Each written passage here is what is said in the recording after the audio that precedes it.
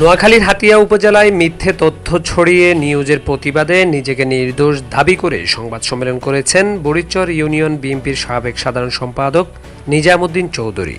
বৃহস্পতিবার সকালে উপজেলা মুক্তিযোদ্ধা কমপ্লেক্সে আনুষ্ঠানিক সংবাদ সম্মেলনে তিনি এ দাবি জানান।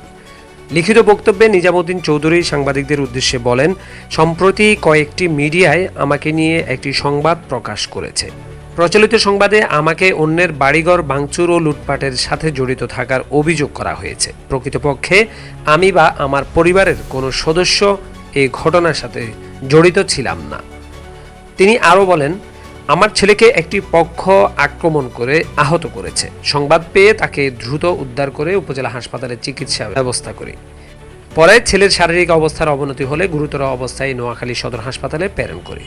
হামলাকারীরা যেহেতু আমার প্রতিবেশী, আমি অপেক্ষায় ছিলাম বিষয়টি মীমাংসা করতে, কিন্তু তারা আসেনি। তাই আমি হাতিয়া থানায় একটি অভিযোগ দায়ের করেছি। সেই অভিযোগের ভয়ে তারা পালিয়ে বেড়াচ্ছে, অথচ তারা অভিযোগ করেছে আমার পক্ষ থেকে তাদেরকে দৌড়ানো ও হুমকি দেওয়া হচ্ছে। প্রকৃত সত্য বিষয়টি উদ্ঘাটন করে সংবাদ প্রকাশ করার জন্য সংবাদ সম্মেলনে তিনি গণমাধ্যম কর্মীদেরকে বিনীত অনুরোধ জানান। প্রকৃত ঘটনা হলো গত 23/6/2025 জোহরের পরে আমি জানতে পারি যে আমার বড় ছেলেটাকে কে বা কারা জানি লাঞ্ছিত করেছে। সংবাদ পাই আমি স্থানীয় তাইব স্ত্রী এবং আলাউদ্দিন নাজিকে সাথে নিয়ে আমি আমার ছেলেকে রক্তাক্ত অবস্থায় উদ্ধার করি এবং জানতে পারি যে বিদ্যুতের খুঁটি নিয়ে চাষাবাদিজার মাধ্যমে সাদা দাবি নিয়ে ফিডার বসানোকে কেন্দ্র করে ঝগড়া বিঘাত হচ্ছিল। এমত অবস্থায় আমার ছেলে হৃদয় চৌধুরী বাবার প্রতিনিধিত্ব অনুসারে উক্ত ঘটনাকে নিষ্পত্তি করার লক্ষ্যে ঘটনাস্থলে হাজির হয়। ঘটনাস্থলে হাজির হইয়া বিদ্যুতের খুঁটি সবার প্রয়োজন বলিয়া উভয় পক্ষকে ফিডার নির্মাণের জন্য বললে সেলিমগঞ্জ অপরাপর আসামি সহকারে আমার ছেলেকে ফান্নাস করার লক্ষ্যে ধারালো অস্ত্র দিয়া কোপ দিলে আমার ছেলের সোয়ালের বাম পাশের মাংস কাটিয়ে মাটিতে পড়িয়া দেয় এবং আমার ছেলের গোপন অঙ্গে আঘাত করলে সে মাটিতে পড়িয়া দেয়। এমত অবস্থায় অপরাপর আসামিগণ আমার ছেলেকে অমানবিক নির্যাতন এবং লাঞ্ছিত করে। ওই অবস্থায় আমি আমার ছেলেকে উদ্ধার করিয়া ওসখালী স্বাস্থ্য কমপ্লেক্সে ভর্তি করি।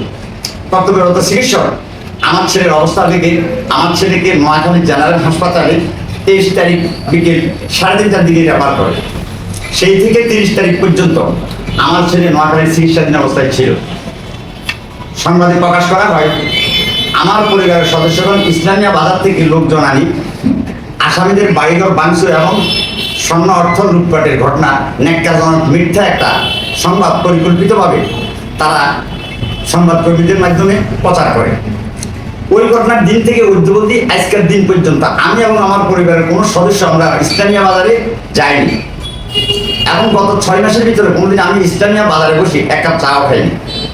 প্রকৃতপক্ষে আমি ওই দিন বিবাদীদের কোনো সাড়া শব্দ না পেয়ে রাত্রে 9টা পর্যন্ত হাসপাতালের সামনে অপেক্ষা করি। উপায়ন্তর না দেখে আমি আইনের প্রতি শ্রদ্ধাশীল থাকার কারণে আমি হাতিয়া থানায় একটা মামলা দায়ের করি। আসামিগণ মামলার ভয়ে পালিয়ে বেড়াচ্ছে, অথচ তারা বলছে যে আমি তাদেরকে হুমকি ধুমকি দিচ্ছি, বাড়ির বাইরে রাখছি। আমার তরফ থেকে এবং আমার পরিবারের তরফ থেকে তাদের প্রতি কোনো রকমের হুমকি অথবা বাধা নেই। একটা কুচুক্তি মহল দীর্ঘদিন থেকে পরিকল্পনা করে আসতেছে।